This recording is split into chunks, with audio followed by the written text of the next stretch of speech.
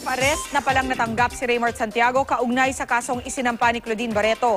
Si Claudine mismo ang nagpakita ng warrant. Sabi naman ni Raymart, nakapagpiyansa na siya. Ang detalye sa chika ni Nelson Canlas. Ipinakita ni Claudine Barreto ang kopya ng warrant of arrest para sa asawang si Raymart Santiago kaugnay sa kanya umanong paglabag sa Violence Against Women and Their Children Act. May 5, 2014 ang date ng warrant, pero May 7 daw nakapagpiyansa na si Raymart. Ang ginawa nila kasi, nagpa-interview sila sa Star Talk, pero hindi sila umamin na meron silang warrant of arrest. At nakapag-bail na sila. So napaka-scheming, everything to just clean their name. Nobody ever asked Raymart about the warrant of arrest. The warrant of arrest was issued by the court, but even before it was released, we already posted bail.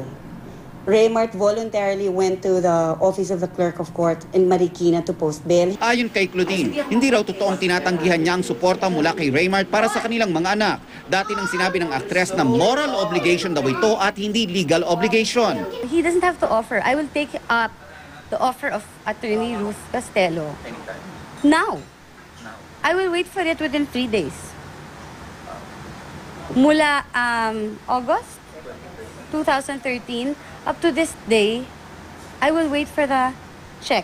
Yes, it's a moral obligation, but this time they were the ones who made it legal.